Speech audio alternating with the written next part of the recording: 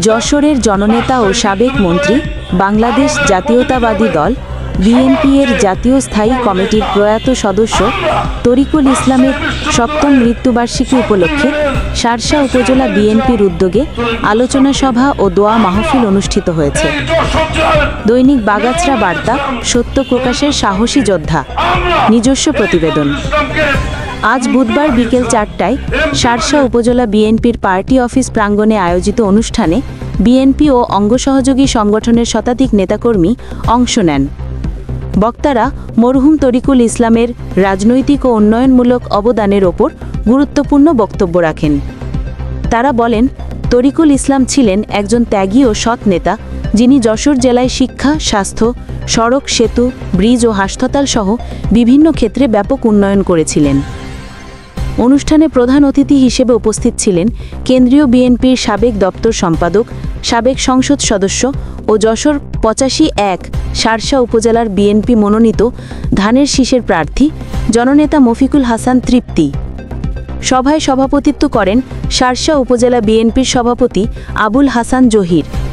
এই সময় আরও উপস্থিত ছিলেন উপজেলা বিএনপির সাধারণ সম্পাদক আলহাজ নুরুজ্জামান লিটন, প্রধান উপদেষ্টা খায়রুজ্জামান মধু, সিনিয়র যুগ্ম সাধারণ সম্পাদক অ্যাডভোকেট মোস্তাফা কামাল মিন্টু, যুগ্ম সাধারণ সম্পাদক তাজউদ্দিন আহমেদ, কাইবা ইউনিয়ন বিএনপি সাধারণ সম্পাদক শহীদুল ইসলাম, সহ সাংগঠনিক সম্পাদক কামরুজ্জামান মুন্না, যুগ্ম সম্পাদক আক্তারুজ্জামান, সাংগঠনিক সম্পাদক আশরাফুল আলম বাবু ও সালাহুদ্দিন আহমেদ সহ বিএনপি ও এর অঙ্গসহযোগী সংগঠনের অসংখ্য নেতাকর্মী।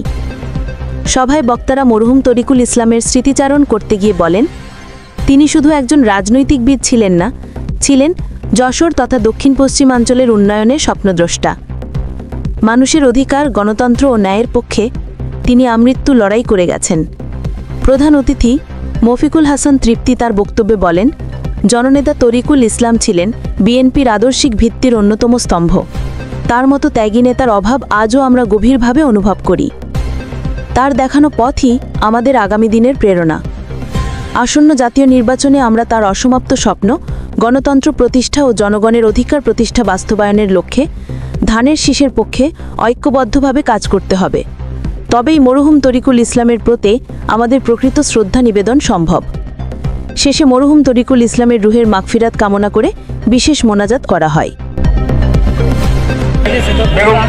খালেদা জিয়ার মনোনয়ন চলছে সারা বাংলাদেশে, বিভিন্ন জায়গায় মানুষ কষ্ট পাচ্ছে, অনেক নির্যাতিত হয়ে হচ্ছে, কিন্তু এই তরিকুল ইসলাম একজন নির্যাতিত নেতা ছিলেন।